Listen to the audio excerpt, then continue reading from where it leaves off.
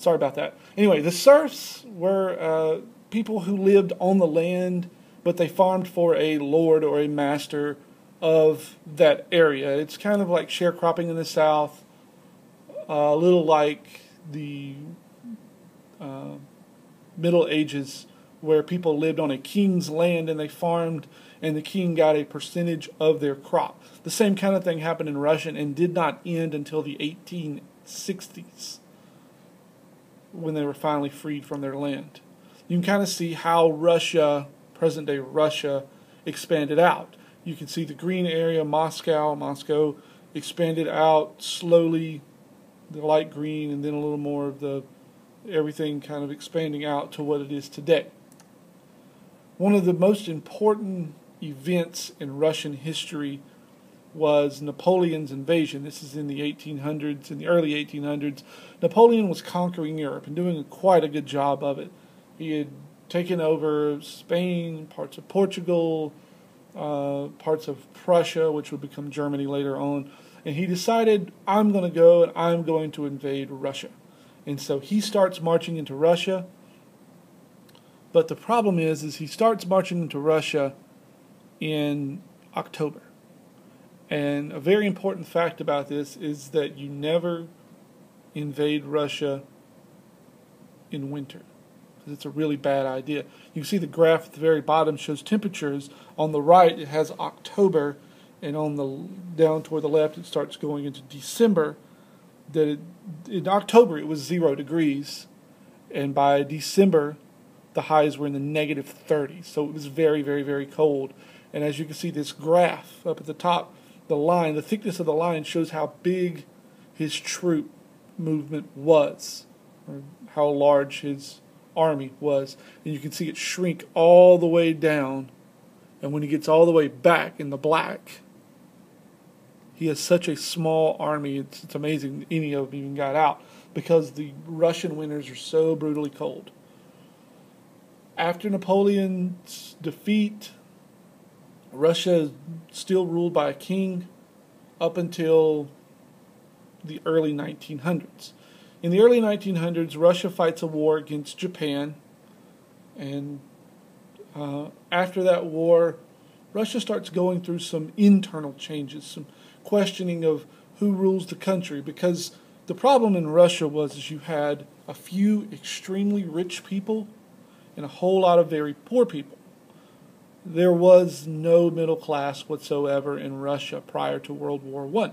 So when World War I breaks out, Russia starts fighting against Germany, but inside they have this internal conflict, and the internal conflict causes Russia to quit fighting World War I. They actually sign a peace agreement with the Germans and retire from the war, and they start fighting their own civil war inside of Russia between the whites and the reds, what was called the Bolshevik Revolution. And the whites were these people who supported democracy, but the reds supported communism. And communism took off well in Russia because there were a lot of poor people in Russia who thought they deserved a fair share of whatever the government was doing. This gave rise to, and eventually the Reds won, this gave rise to V.I. Lenin, who's the guy right there on the right. Lenin was the father of the modern Soviet Union, as it was later known. From him, we get to a guy named Stalin, who was actually from the Russian Republic of Georgia, not the U.S. Georgia, but the other Georgia. He was very intolerant of religions and found that if he could unite the people under one cause, and that cause being the Soviet Union, that he could get them better united. And so he was very intolerant of religions, as you can see, Muslims and Jews, and he killed a lot of them. He actually killed more Jews than Hitler. He killed roughly 20 million people, of his own people. Many dissidents were sent out of the country or to these gulags, these Siberian camps, where they ended up working unwillfully, against their will. They end up being sent to Siberia. After World War II, the Warsaw Pact was founded, and that was where the Soviet Union basically said, I will protect U countries, and it was the countries that were immediately along the border of the Soviet Union. So countries like Romania and Bulgaria, Czechoslovakia, and Poland were all part of the Warsaw Pact. And they all shared in the ideals of collectivism and socialism, where the government controlled everything and people worked together in groups, teams, for the better good of the country as a whole. One of the things that occurred with the formation of the Soviet Union was something called Russification. And Russification is the forcing of Russian culture on people who are non-Russians. Because when the Soviet Union was formed, it was Russia plus all these other little tiny countries that got included with Russia in the Soviet Union. So you have countries like Estonia, Latvia, and Lithuania. And these three countries are ethnically Estonian, Latvian, and Lithuanian. They speak their specific languages, they have their specific cultures. But what the Russians did, the Soviets did, is they moved Russian people just up and moved them to places like Lithuania and said, now you're going to live in Lithuania, you have no other choice about it, to teach the people of Lithuania how Russians are supposed to act and live. So they force their culture upon other people. And you'll see later on that China does the exact same thing with the far outreaches of Tibet.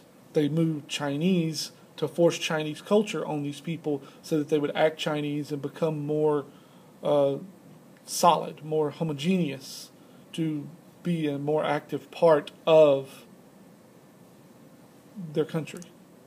From the end of World War I until 1989, the United States and the Soviet Union had this major standoff. They developed a huge arsenal of nuclear weapons, and also in the process, they armed small groups and conflicts to fight against each other.